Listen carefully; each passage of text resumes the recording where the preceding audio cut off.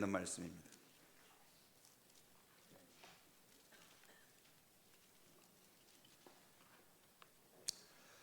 신약성경 로마서 1장 8절에서 17절에 있는 말씀, 제가 앉아 읽고 여러분들이 앉아 읽고 교독하도록 하겠습니다. 제가 가진 성경으로 신약성경 239페이지입니다. 교독합니다. 먼저 내가 예수 그리스도로 말미암아 너희 모든 사람에 관하여 내 하나님께 감사함은 너희 믿음이 온 세상에 전파됨이로다.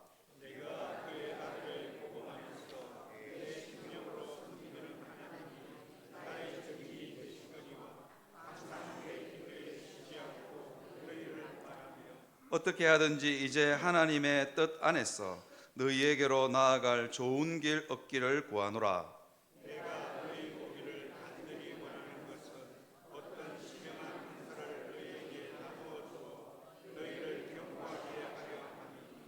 이는 곧 내가 너희 가운데서 너희와 나의 믿음으로 말미암아 피차 안위함을 얻으려 함이라.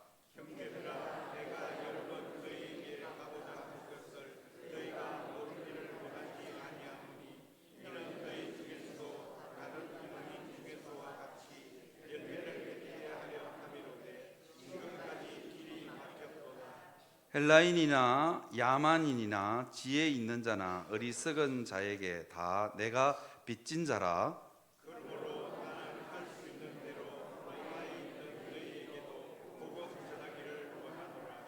내가 복음을 부끄러워하지 아니하노니 이 복음은 모든 믿는 자에게 구원을 주시는 하나님의 능력이 됨이라. 먼저는 유대인에게요 그리고 헬라인에게로다.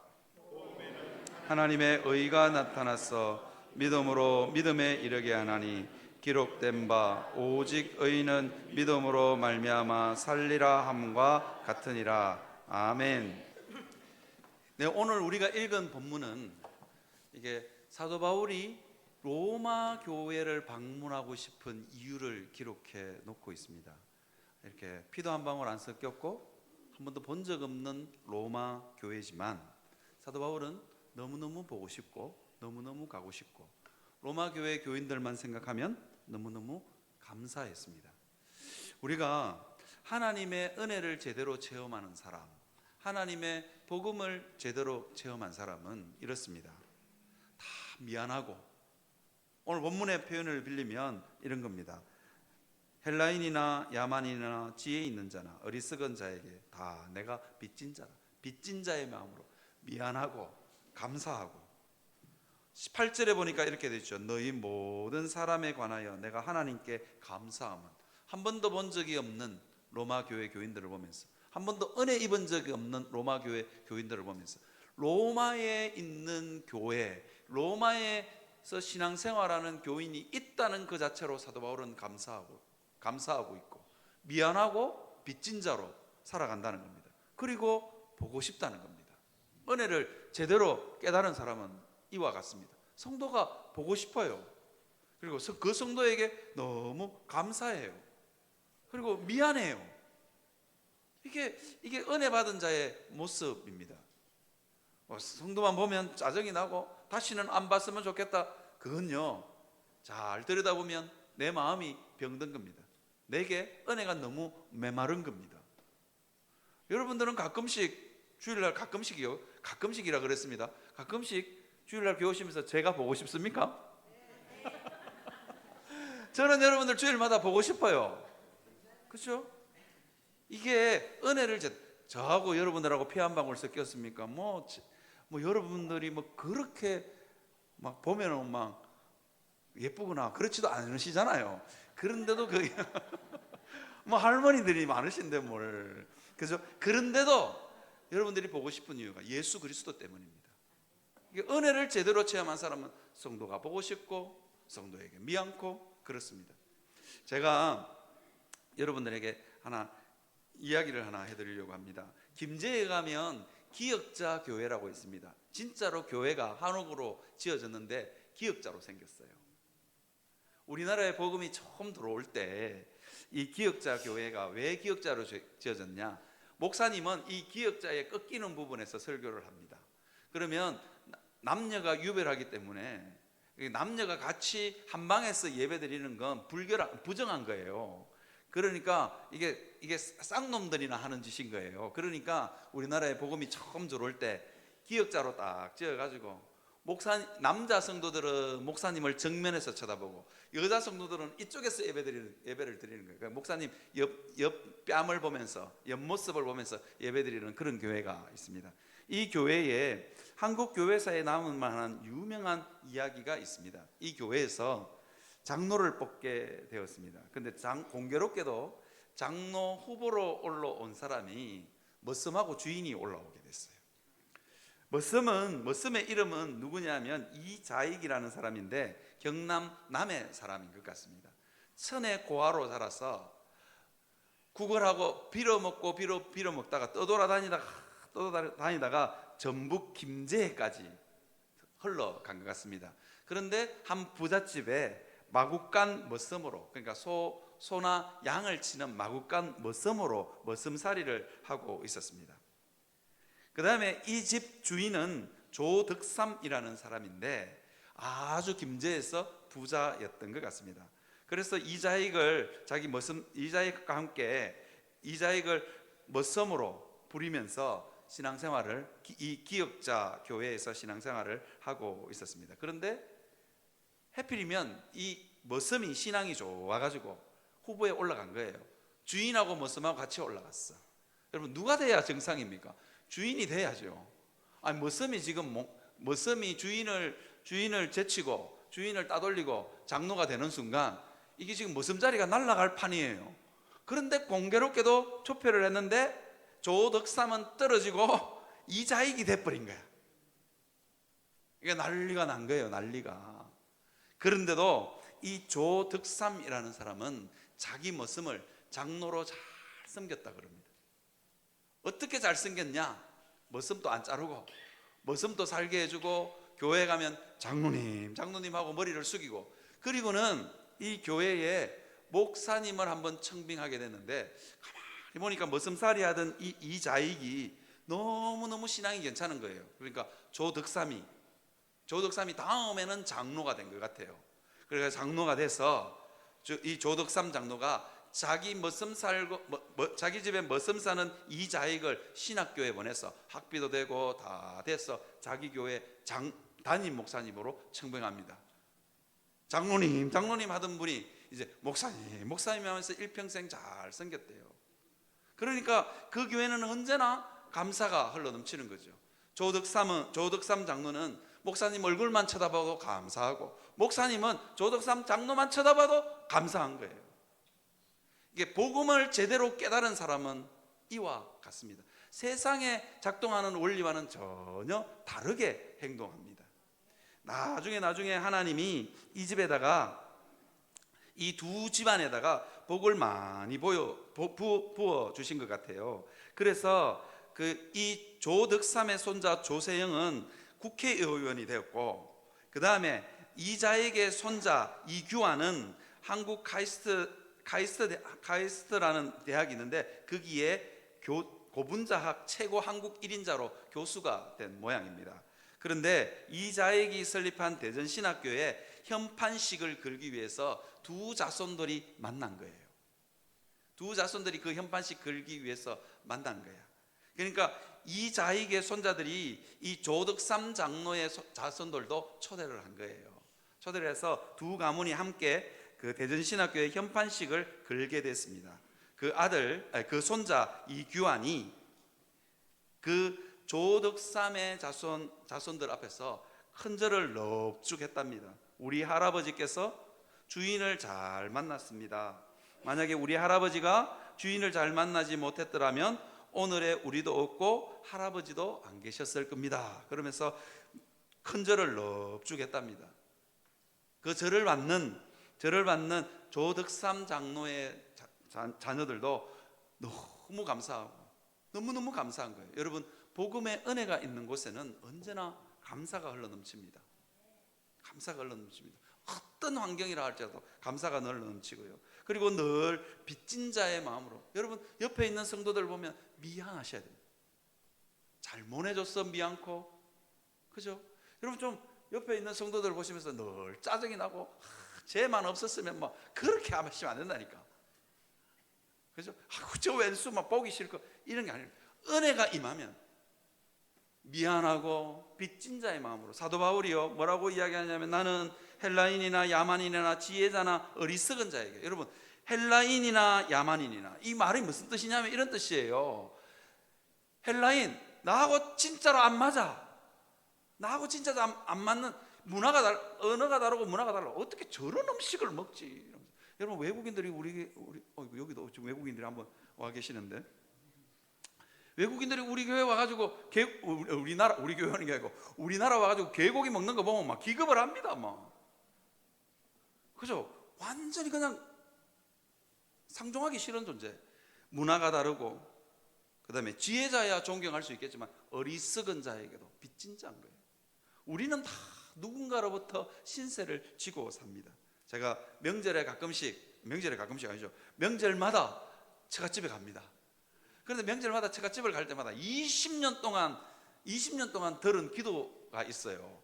우리 처갓집의 처고모부가 한의사인데, 아이고, 이 한의사 똑똑한 머리로 문장도 안 틀리고 맨날 기도를 하는데, 우리 애들이 뭐라 하냐면 그 이상한 할아버지 이번에도 기도해. 왜 그러냐면 기도가 아주 특이합니다. 농어민과 축산 밥상을 명절에 온 식구들 모아놓고 소고기도 올라오고 돼지고기도 올라오고 그다음에 생선도 올라오고 뭐 나물도 올라오고 다 올라오죠. 상 딱 차려놓고 기도를 하면 어떻게 기도하느냐? 축산민과 농어민에게 복을 주시고 유통가정에 있는 사람들에게도 복을 주시고 이 생선 게장 나른 사람에게도 복을 주시고 이러면서 맨날 기도를 하는 거예요. 그러니까 우리 아이들이 그 기도만 들으면 막 기도하다가 킥킥킥거리고, 굉장히 점잖으신 우리 장모님도 그 기도를 한 20년 듣고 나니까 우리 장모님도 막 웃음을 못 참아가지고 막 그러는 장로님이 계세요. 저는 그 기도를 한 20년 들었거든요. 20년 들었는데 가만히 생각해 보니까 그 기도가 참 의미 있다는 생각이 들어요. 왜냐하면 우리 입에 들어가는 밥 한 숟가락, 우리 입에 들어가는 고기 한 점이 누군가의 신세를 진 겁니다. 누군가의 수고가 거기에 담겨 있지 않으면 우리는 다 내 돈 주고 내가 사 먹는데 왜? 이렇게 이야기하지만 그게 감사한 일이고 누군가의 수고를 내가 한 숟가락 먹는 겁니다. 여러분, 그런데 밥 먹다가 그렇게 감사해 본 적 있어요? 밥 먹다가 누군가에게 미안하고 누군가에게 빚진 자라는 생각이 들어보신 적 있으세요? 그 이상하게 기도하시는 그 장로님, 우리 집안의 유일한 장로님이신데 정말로 문장 하나 안 틀리게 제가 외운다니까요. 축산민과 농어민에게 복을 주시고 유통가정에 있는 사람 한 사람에게 복을 주시고 괴짝을 옮긴 사람에게도 복을 주시고 생선배를 딴 사람에게도 복을 주시고 이러니까 그냥 아이들이 안 웃게 생겼습니까? 그런데 가만히 생각해 보면 우리 다 누군가에게 신세 지고 사는 사람입니다. 내 옆에 있는 성도도 마찬가지고요. 그러니까 여러분, 때로는 미안해 하시고 밉다 하지 마시고, 밉다 하는 생각 들 때마다 뭐라고요? 내게 은혜가 없구나. 십자가의 은혜를 제대로 깨달으면 내 옆에 있는 사람도, 내 옆에 있는 모든 사람도, 나에게 힘들게 한 사람도 여러분 미안하고 감사하고 빚진 자로 그렇게 살아가게 됩니다. 그리고 간절하게 보고 싶어 합니다. 여러분, 사도 바울은요 이 은혜를 제대로 체험했습니다. 그래서 사도 바울은 로마에 간절히 가고 싶은 이유를 이야기해 주는, 로마 교회에 간절히 가고 싶은 그 자기의 목적을 오늘 본문에 기록해 놓고 있습니다. 첫 번째로 뭐냐면요, 동일하게 로마에 있는 교회 교인들에게도 성령의, 첫 번째 한번 다시 한번 떼어주시면, 첫 번째, 어떤 신령한 은사를 로마에 있는 교회들에게 나누어 주고 싶었습니다. 왜냐하면요, 이 어떤 신령한 은사가 임해야만 사도 바울에게 있었던 이 감사의 마음, 미안한 마음, 간절한 마음이 로마에 있는 교회에도 전파되기 때문입니다. 여러분, 로마에 있는 교회들도 신앙이 있었던 것 같아요. 믿음이 있었던 것 같아요. 그럼에도 불구하고 사도 바울이 로마 교회에 가서 어떤 신령한 은사를 나누어 주고 싶었습니다.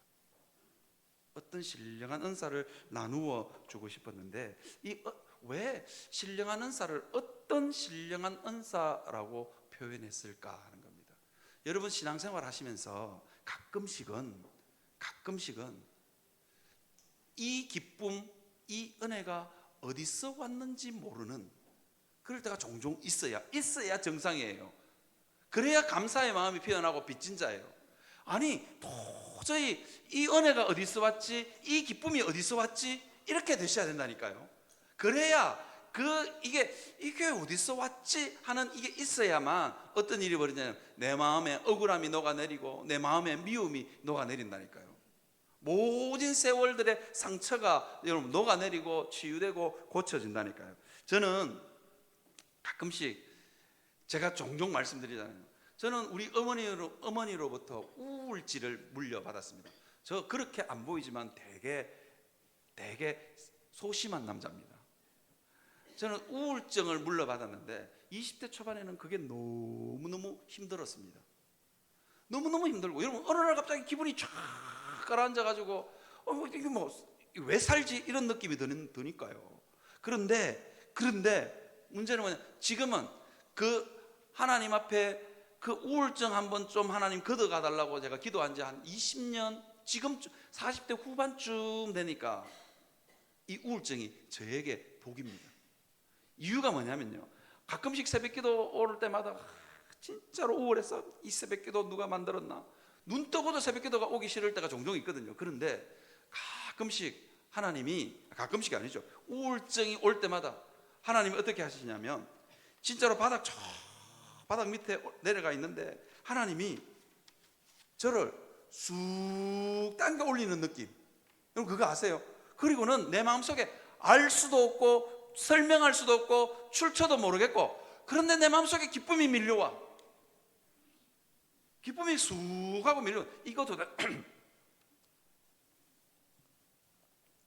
이거 도대체 어디서 왔을까?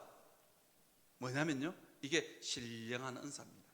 왜 어떤 신령한 은사라고 이야기해 나왔느냐, 각자에게 필요한 이 신령한 은사가 다 다르기 때문입니다.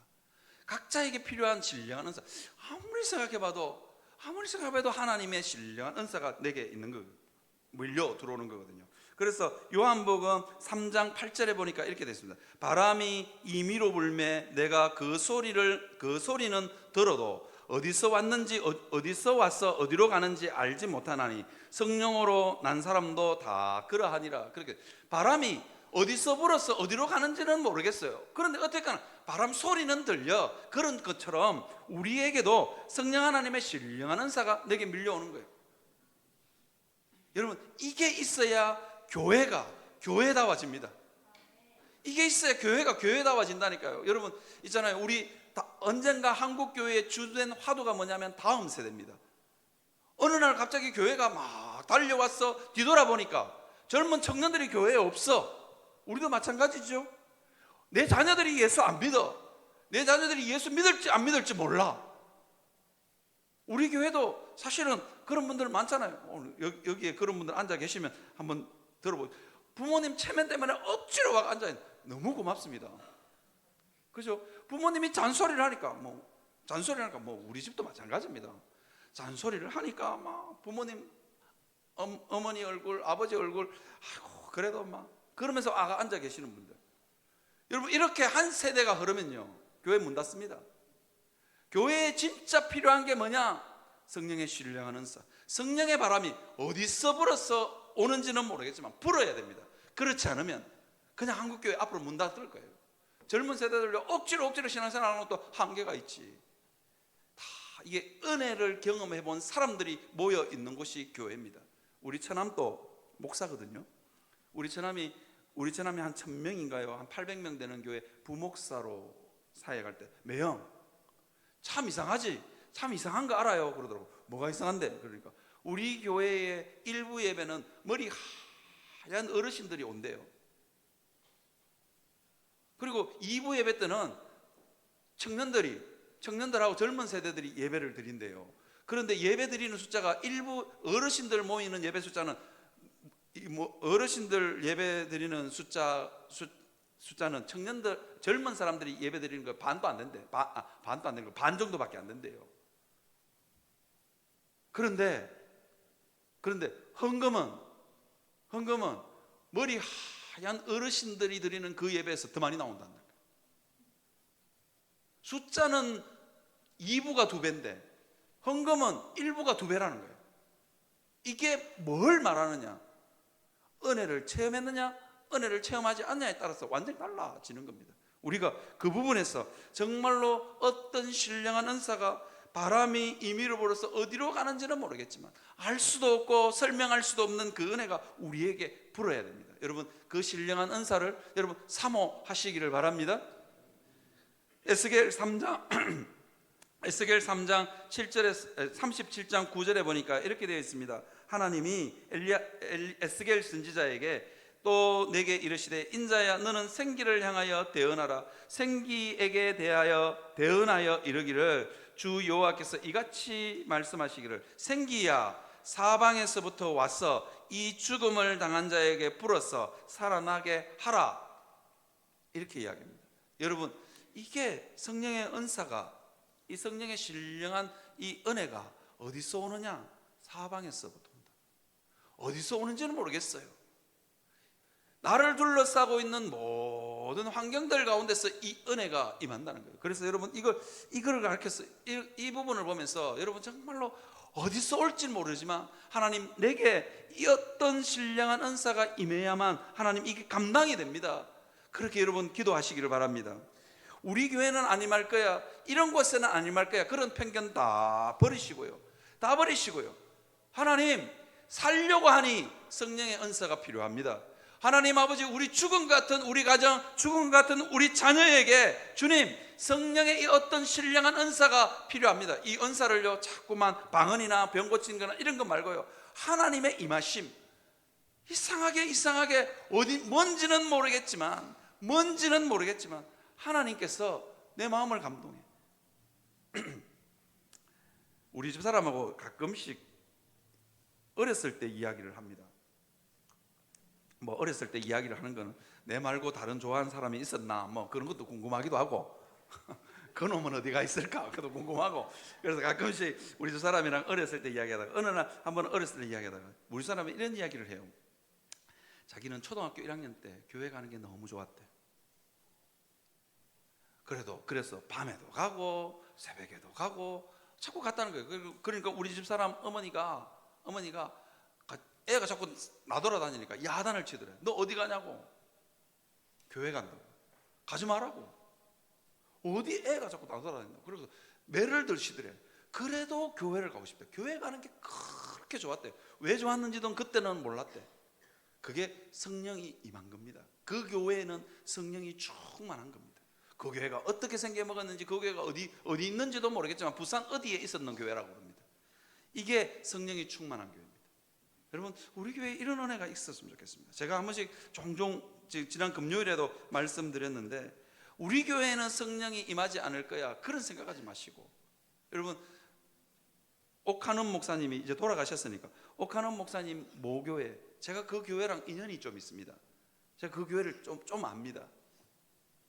옥 목사님이 그 길을 초등학교 다닐 때까지, 초등학교 6학년 때까지 그 교회를 다니신 것 같습니다. 근데 이제 옥 목사님이 뭐라고 했냐면 내 모교회는 늘 싸우는 교회였다고.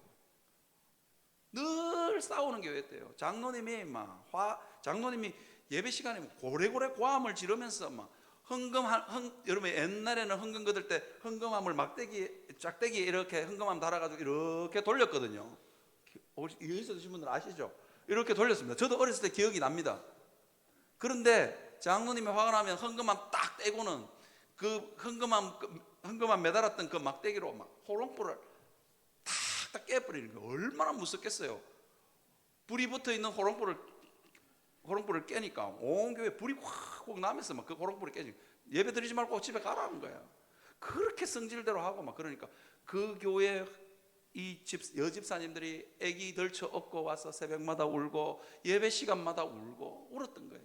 그런데 옥 목사님이 뭐라고 이야기하냐면 자기는 자기 인생에서 성령이 가장 강력하게 임했을 때가 언제냐? 그때였다는 거예요. 자기는 그게 성령인지도 몰랐대. 그죠? 성령인지도 몰랐는데 자기는 교회만 가면 그렇게 아니 어떻게 그렇게 마음이 포근하고 마음이 따뜻할 수 있냐고요. 그렇게 싸우는 교회인데. 그런데 그 이유가 뭐냐? 하나님이 그렇게 문제 많은 교회, 진짜로 문제 많은 교회 맞아요. 지금도 문제가 많은 것 같아요. 제가 그 교회 목양실을 한번 들어가 볼 기회가 있었거든요. 들어가 볼 기회가 있었는데 내가 딱 가보고 내가 깜짝 놀랐다니까요. 왜 깜짝 놀랐냐? 딱 들어가자마자 벽에 사진이 24개인가 25개가 걸려 있었어. 저게 도대체 무슨 사진인가? 제가 유심히 쳐다봤어요. 유심히 쳐다봤는데 뭘 그걸 자랑이라고 거기다가 붙여놨는지 모르겠어요. 역대 담임 목사님, 100년 역사가 안 되는 교회 역대 담임 목사님 사진이 25개인가 26개가 붙어 있었다니까요. 그러면 몇 년마다 담임 목사님이 바뀐 거예요? 3년이나 4년마다 바뀐 거예요. 우리 교회보다 더 합니다. 우리 교회. 웃으시라고 한 이야기인데 1부도 안 웃고 2부도 안 웃던데 우리는 그래도 3년마다는 안 했잖아요. 그죠? 아니 막 26개가 불렸는데 100년도 채 안 되는 교회가 그렇게 된 거예요. 그런데 하나님은요, 하나님의 교회를 사랑하십니다. 아멘입니까? 문제 있는 교회 하나님 더 사랑하십니다. 왜? 하나님이 그 문제 있는 교회에 강력한 성령을 부은 거예요. 여집사님들이 애 덜쳐와 가지고 호롱불이 깨어지고 막 온 교회가 눈물바다가 되는데 여집사님들보다 더 슬퍼하고 더 눈물 흘리셨던 분이 계신 거예요. 누구냐? 하나님이신 거예요. 그러니까 하나님의 성령을 부어준 거예요. 그러니까 옥하는 목사님 같은 영적인 거장이 태어나는 겁니다. 옥하는 목사님 이렇게 이야기하더라고요. 나는 일평생 그때 그 따뜻했고 그때 그 교회만 가면 느꼈던 그 따뜻하고 포근한 마음을 다시 한 번 더 경험해보고 싶다. 그게 성령의 역사였던 것 같아서 난 다시 한 번 더 경험해보고 싶다 했는데 돌아가실 때까지 못 경험했답니다. 돌아가실 때까지요. 그래서 하나님은 하나님의 교회를 사랑하셔서, 그죠? 하나님 교회에 성령을 부으셔서 영적인 거장도 키우시고 영적인 장로도 키우시고 그렇게 하는 것을 믿습니다. 그랬어요. 여러분 어떻게 해요? 그래서 여러분 정말 우리 교회에 성령이여 임하여 주옵소서 그렇게 기도하시기를 바랍니다. 여러분 주일날 너무 힘 빼는 이야기를 하면 좀 곤란할 것 같긴 한데 이야기해 봅시다. 우리 교회요 한 20, 30년 후면은요 젊은 사람들 없습니다. 지금이야 우리 교회가 장립집사 5명 세우고 권사도 8명 세우고 1명 취임하고 아주 그렇게 넉넉하게 세웠습니다. 다음에 선거할 때는 후보자 없습니다. 특히 장립집사 후보는 없습니다. 몇 사람 없는데 뭐 젊은 집사들이 없는데 뭐 어떡하겠어요? 이거 뭐 밥 사주면 되겠습니까? 안 된다니까요. 성령이 임해야 될 줄 믿습니다. 그렇게 여러분 기도하시기를 주님의 이름으로 축원합니다. 두 번째로요 제가 여러분들하고 나누고 싶은 말씀은 두 번째 하나님의 교회를 경고케 하는 건 첫 번째는 어떤 성령의 신령한 은사고요. 두 번째는 하나님의 능력입니다. 저는 가끔씩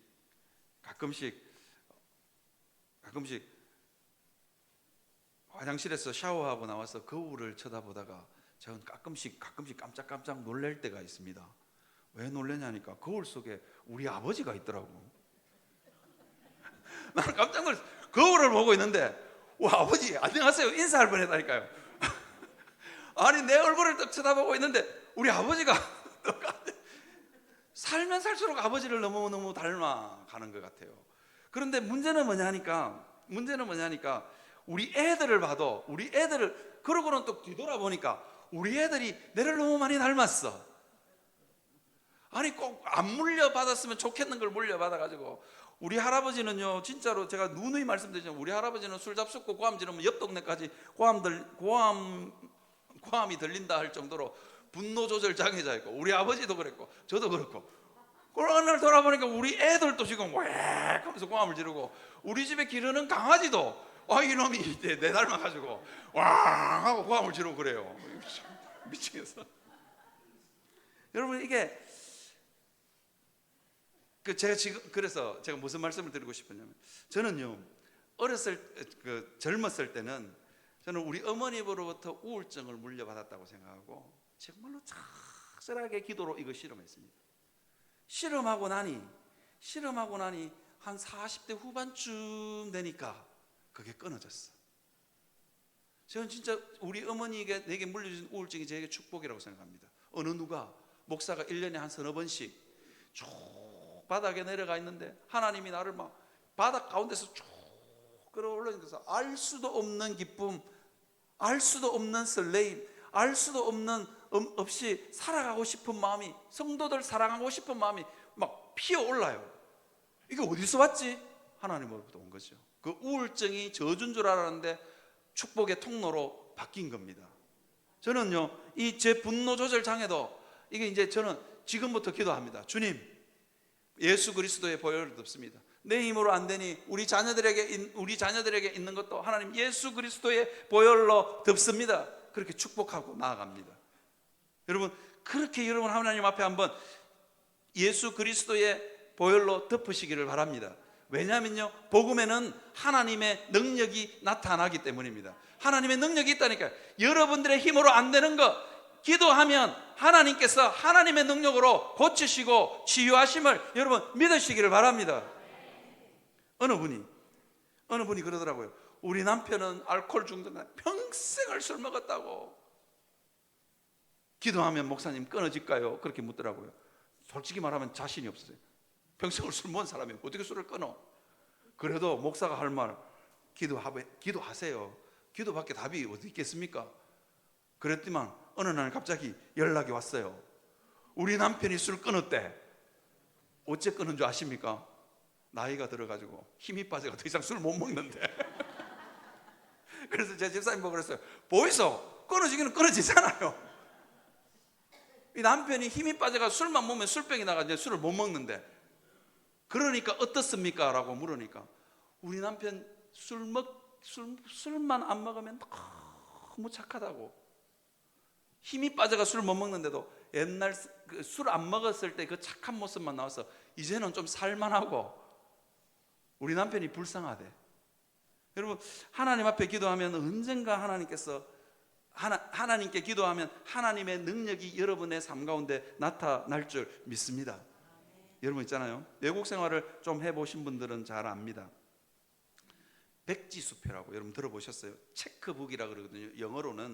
영어로는 체크북이라 그러는데 수표 다발을 줘요. 수표 다발을 주고 그 밑에다가 사인을 하고 금액을 적어 100만 원 적어가지고 내 사인해가지고 딱 주면 그게 돈이 돼요. 그런데 내 통장에 50만 원밖에 없는데 100만 원 적어서 어디 갖다 주잖아요. 그러면 잡혀갑니다. 그런데 우리에게 하나님이 백지수표 다발을 줬는데 그게 뭐냐면 예수 그리스도의 사인이 들어가 있어요. 그죠? 그런데 거기에 한도는 무한대입니다. 여러분들에게 하나님의 능력이 그렇게 와 있다니까요. 수표책 받아 들고 부들부들 떨고 못 먹고 음식 하나 사 먹는데도 못 먹고 돈이 있는데도 못 먹고 그렇게 하면 그렇게 살다가 죽을 수 있습니다. 어느 할머니가 그러잖아요. 미국에서 아들 하나 어느 할머니가 아들 하나 키워가지고 잘 키웠어. 그래서 미국 보냈어.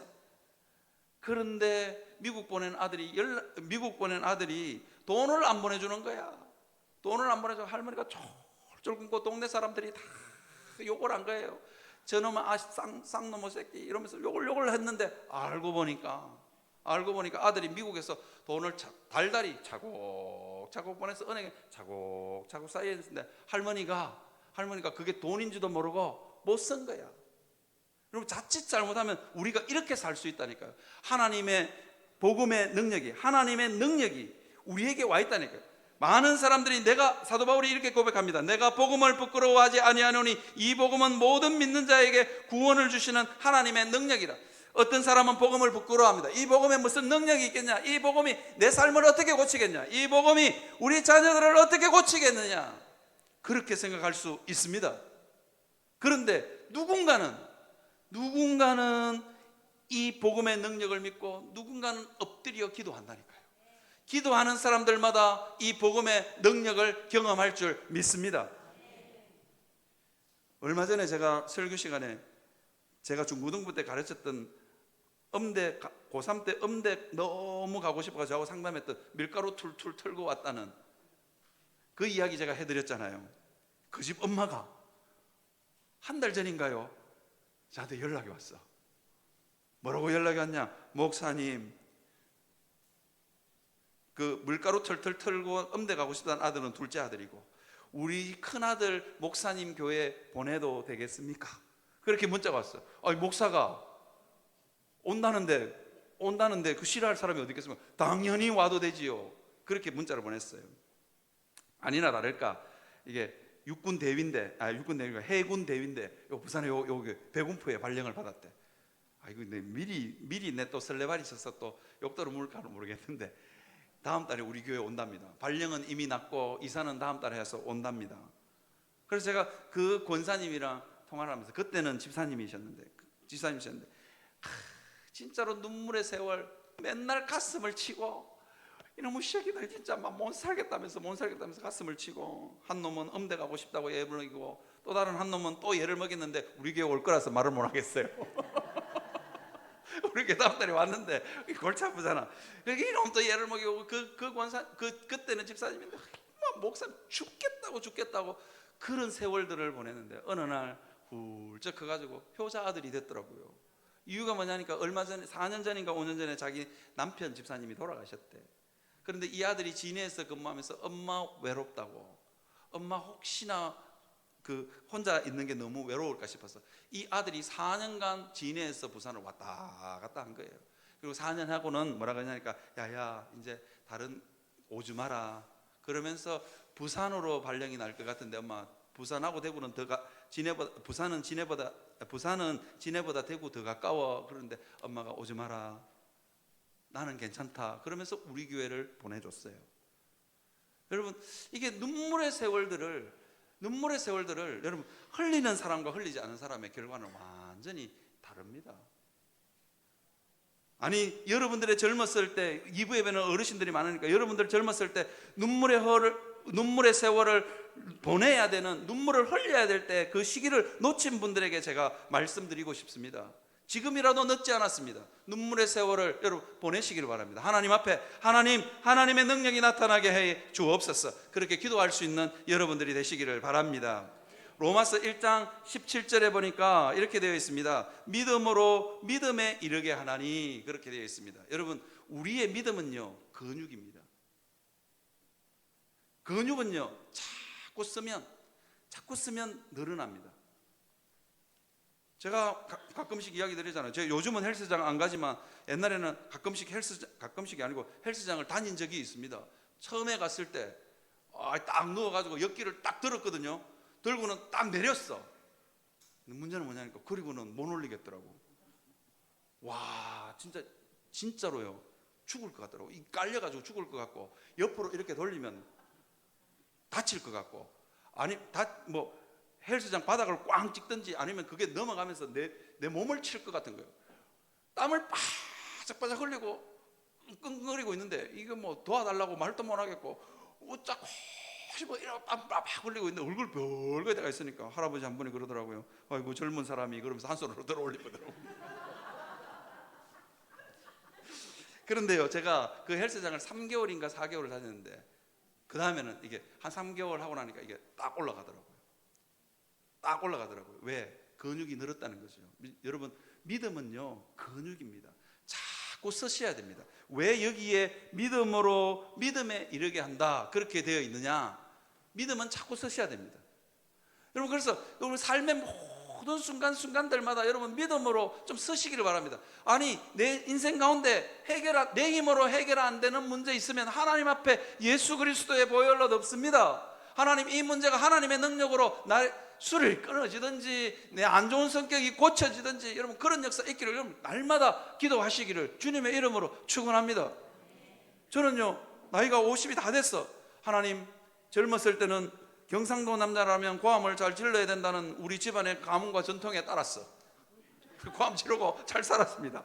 그런데 이게 언젠가 우리 와이프에게 상처가 되고 우리 애들에게 엄청난 상처가 된다는 줄 알고 제가 얼마 전부터 주님, 내 힘으로는 와 고함 지르는 거 이거 안 됩니다. 가끔씩 성도들한테도 질러가지고 맨날 밥 사주고 잘못했다고 빌고, 내 고함 지르는 건 정당했는데, 아니 그 성도에게 야단치는 건 괜찮은데 너무 심하게 고함 질러가지고 권사님이 말이야 이러면서 막 그래가지고, 아니 잘못은 그 권사님이 한 것 같은데 밥은 내가 사주고, 그렇죠? 그런데 지금부터 저는 이제 그 부분을 예수 그리스도의 보혈로 덮습니다. 두고 보십시오. 부드러운 남자로 돌아올 겁니다. 여러분, 여러분들의 삶 가운데 있는 것들 바라보시면서 하나님의 능력이 여러분의 삶 가운데 나타나도록, 여러분의 자녀들에게 나타나도록, 여러분의 가정에 나타나도록 여러분 기도하시는 여러분들 되시기를 바랍니다. 여러분의 기도 절대로 땅에 떨어지지 않습니다. 여러분의 기도요 절대로 늦었다 할 때가 없습니다. 늦었다 할 그때가 기도할 때인 줄 알고 하나님 앞에 하나님의 능력이 나타나도록 기도할 수 있는 여러분들이 되시기를 바랍니다.